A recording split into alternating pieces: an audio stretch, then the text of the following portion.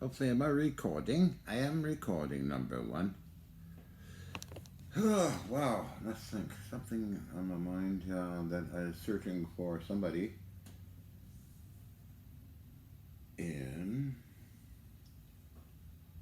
let's say, connected to the Martin Fleischmann Memorial Project. Hi! Anyway,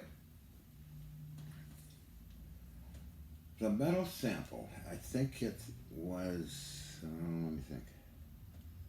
I believe I got, it was a long, originally it was a long bar because I used to haunt KS Mod Electrical Machinery in North Vancouver. And I go there all the time. I buy such things as compound rest. What's going on with this thing? Sliding off.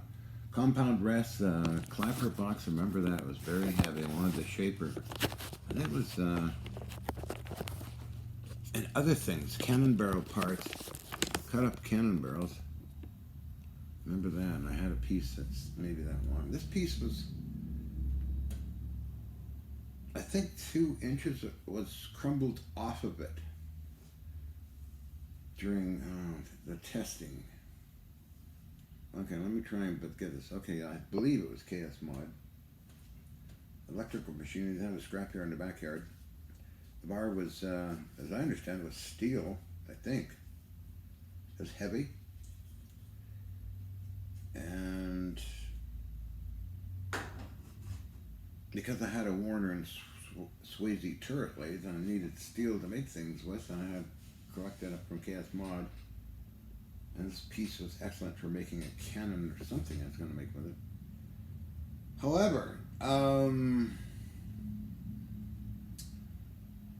wrecked a lot of good pieces of metal. This particular bar, as I recall, I think there's a picture of it, but 2 inches of it just went crumbled, similar to what George Hathaway filmed when he came up, or when I met George and he filmed everything and filmed one. We did a test, and George refers to it as angular bushing that blew up. It blew up in such a weird way that it looked like it was, how do you describe something like that? I don't know. But George filmed a Super 8mm film. There was Felipe Galuppi from Hypotronics and the secretary came out to see the demo. And then his secretary and Felipe Galuppi were handling this bar, as I sent you a link to the video that George Hathaway did. A long time ago. And when did the bar break apart? Very close around the same time we had the large things happen.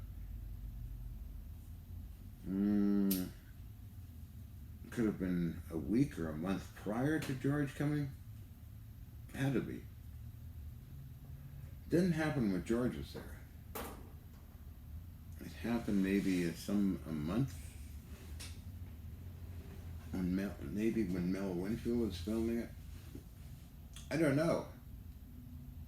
So much time passed and all those samples, George got a hold of them all. And then Ian Gazda demanded it back. And George did send it to me back. Along with the 2 inches that crumbled, like, I don't know what you call it. It's a weird looking material. And it was kind of a goldish, light gold tint to it. It was kind of brittle looking, very brittle.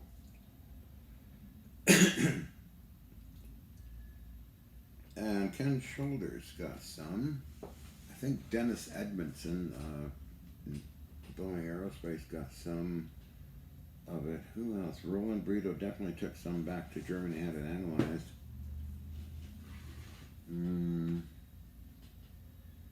That was a long time ago. Wow. Unfortunately, I don't have any of it left. It was sold off to either the customer in the United States or the customer in Scotland. I'm not mentioning any names because this is kind of interesting. So as time moved on, and I totally, after selling the lab to Germany, or part of it anyway, made it there, I had these samples and decided to actually cut them all up into bits and pieces and sell them on eBay. So I cut off that piece you showed me in that message. I cut that off, leaving a good portion of it. It's kind of, because I'm going to use the steel for machining something. And eventually I did machine, I think I was making a spindle or something, I forget, I don't know. But anyway, let's go back to when it happened. I don't, there was Bill Ross, Mel Ernest Winfield, Alex Pizarro, George Hathaway. There was a group from SAIC who were doing things with metal by twisting it in a certain way. SAIC, and who else? My goodness. But that was at 1458 East 29th Street, North Vancouver, British Columbia. Mrs. Murphy. And Mr. Murphy would complain of things going on with his TV set, like sparks shooting out of it, a foot long, or some weird stuff, and other mysterious things.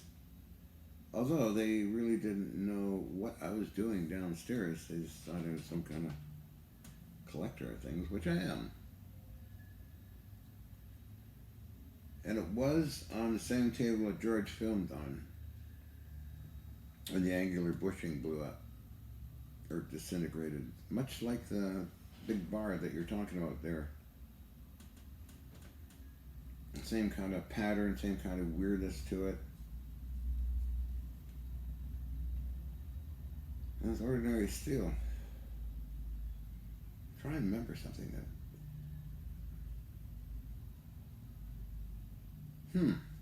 Angular bushing, okay.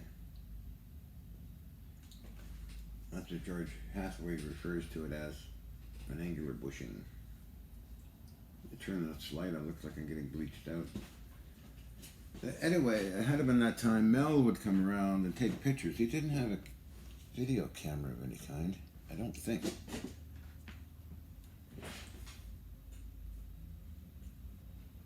That's maybe better, I think. Let's see, let me think about this. One would say so many samples, so many things that it was irritating. Luckily, I don't know about that. Finding with old gear, I have certain parts that are kind of like disintegrated. I don't know what that means. But anyway, luckily all the guns didn't get harmed. As far as I know, I checked them.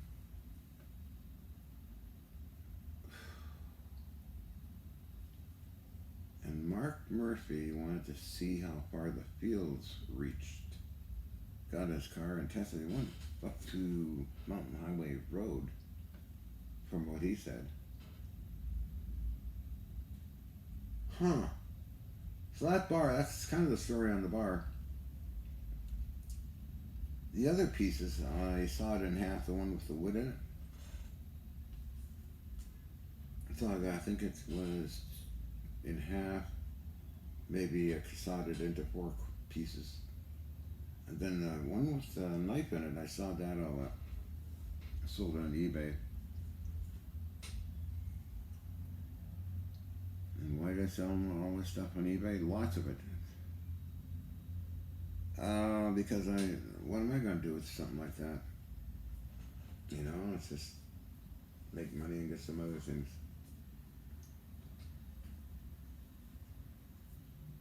And there's a big missing brass bar. I think it's 2 inch by 2 inch by that long, I think. And the last person that was handling it was a journalist, Michael McCardle, who still does Last Word Tonight on CTV News. He's done maybe 4 or 5 stories with me. And I have the submarine apartment running. And I do write them once in a while. And last time, a number of years ago. I said, "You ever found the brass bar?" He said, "No, he never found it." Could be at Lincoln Manor.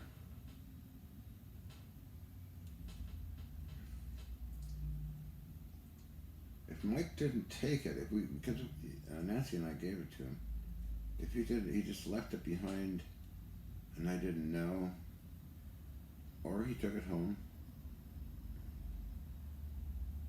I really don't know because it's leaving for the Gulf of Mexico.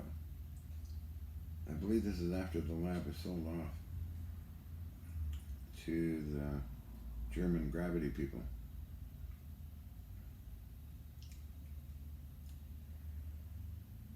Anyway, a lot of those samples happened at that location, and a lot more at the bigger location on 1458, not 14, 3744 East Hastings Street Lab. And that's where I met Roland Brito, and that's where I met Tesla's friend Thomas Lee Richardson, and military contractors who paid me $100 just to see a demonstration. This is after I did the testing for U.S. Army Intelligence Security Command, John Alexander, Los Alamos Naval Research. And then I moved there, and then BCTV, Alan Edwards filmed the first levitation. And metal doing weird things, and then George Jack Houck of McDonnell Douglas Aerospace filmed there. CKVU filmed there, and who else filmed there? Many other people. Filmed the effects, filmed the stuff, and I got copies of it, I do believe. I think so. I thought somebody else was filming. And Alex Pizarro, and a priest. George Hathaway was there, the Canadian government was there. Smile, John, and you're talking. And that was Dr. Wilson, Dr. Lauren A. Kuhn, Director of Scientific Technical Intelligence, Canada. Somebody flew past us, Raven. You guys weren't around today. Where were you? Okay, anyway. Dr. Loken. By Alex Pizarro, something that Deputy Prime Minister Eric Nielsen mentioned for them to come and film this stuff. Trying to get the videos, I had to go through my Member of Parliament, Chuck Cook. But it's a matter of national security, so I never got the videos. I got the trip report. I had a curlicue in my hair from a lathe. Whoa! So back to that bar. Okay, so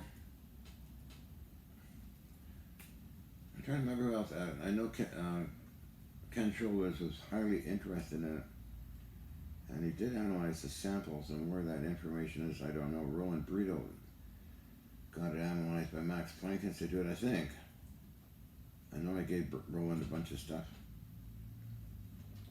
As well, Dr. Aumann of the University of Berlin, very interested in this thing. These samples. Dr. P.T. Pappas of Greece. Dr. Brian O'Leary, Dr. Peter Kokoshnig, a bunch of others. But anyway, it was a long time ago. And normally, I remember this distinctly. When George was filming, I would sit on a box like this by the doorway and operate the controls. In fact, that place in Lynn Valley was packed solid of Tesla stuff, RF stuff, NS, Cunglux machine guns, artifacts, Navy stuff, cannon pieces, steel, a lathe, milling machine, and drill press, big drill press, old-fashioned kind. It took the movers over a week to move it out. And they said, oh, this will only take 3 hours. Because that's the quota, that's the bid. Well, it took them up to over a week to move it. My lawyer, R. Flynn Marr, had to get involved and keep the guys working because they made a deal. They were going to give up. Eventually got it moved into storage in Linmore, and that's when we set it up. That's for the Canadian government people.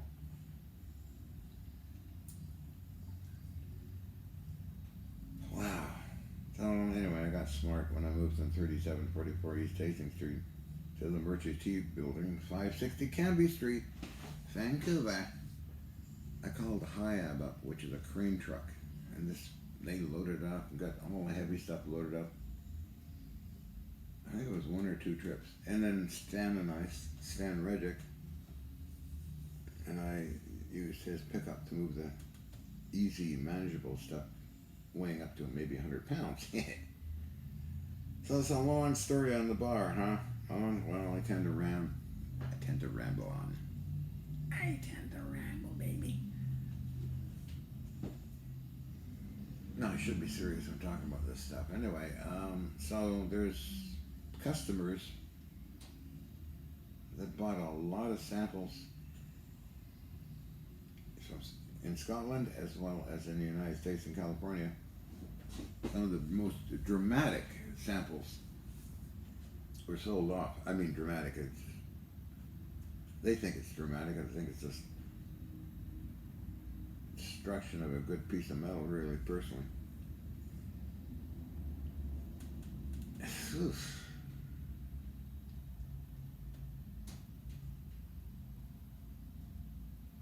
Interesting, I lost all my interest in that stuff. Anyway, they bought a lot of stuff. And most of that happened in, part was 3744 East Hastings, the other part was 560 Canby. Until provincial government shut the building down because it didn't meet the fire code. I got a video on that as well. Then I went to Germany and, worked with Alec, Sheriff Sheske and George Lizakase.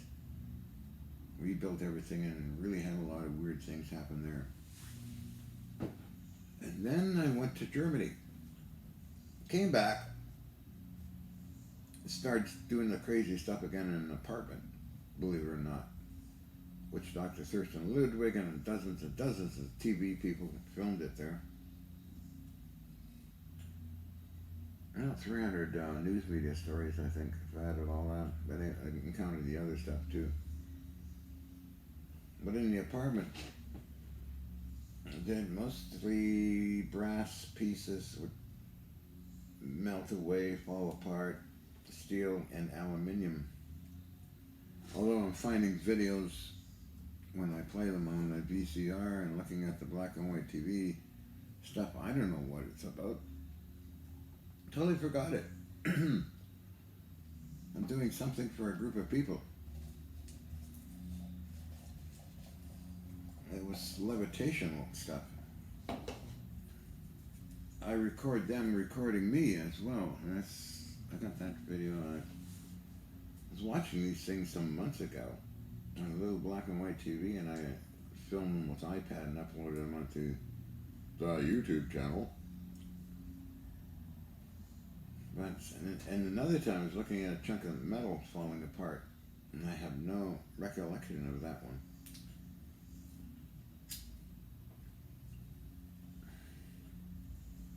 Because TV people are demanding, they want to see something happen, so I'm doing that.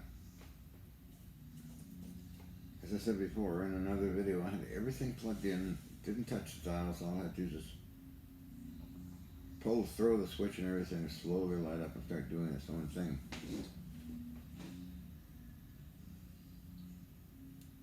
Because I was working for the Artificial Reef Society, I was working for Japan and Germany, making these ultra high-powered barium titanate electrical devices. Some they were all tested, but all my clients, I call them my clients, we could never find anybody interested in carrying it further. It was weird. I mean, here we have something that putting out good energy. I mean, 24 volts, a quarter ampere. That's pretty good. And I just carried it around like this. Took it to Japan. I took it to all over the place. Demonstrated. Had it Kyoto Institute of Technology examine it, X-ray, and all that stuff. And I got all those things somewhere. That's getting $250,000 a shot. Good money. I could make these things. I had it all prepped up and do my business with the Artificial Reef Society, taking apart warships, which I love doing. Then the Japanese kind of lost interest in it, and the German folks, I built a bunch for them. They even rented another space a block away, which my good friends, still good friends with everybody, called it Lab Number 2. And I think I got a video of one that blew up. For the Japanese, I made a cubic foot one, but the thing actually produced so much energy that it started to almost destroy the toilet. Where the toilet is sitting on the toilet seat, and I was filming it. I don't know if I got the video or not. I don't know. But anyway, back to the bar. Okay, I'm rambling, which doesn't even help it matters much. And that's a story on a 3-inch diameter, under 3-inch, I forget, bar. Another sample of a split 2-incher. I think it was about that long. Split in half. I sent it to Prince Hans Adam Liechtenstein, who replied with a wider, which I still have, that he put it in his private art collection, because he's friends with George and Colonel Alexander. They're good friends. So anyway, I'm wandering all over the place with some of the info I can remember on that bar thing. I'm dead sure I bought it from KS Mod. If not, North Star Salvage. I don't know.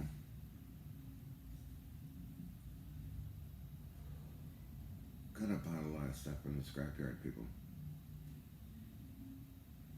Anyway, that's the story. I'm going to shut this thing off. It's a long story. Sorry. I'm sorry. I'm so sorry. Let's be funny about it, too. I don't care. People take themselves too serious sometimes. Like I say, I'm an idiot.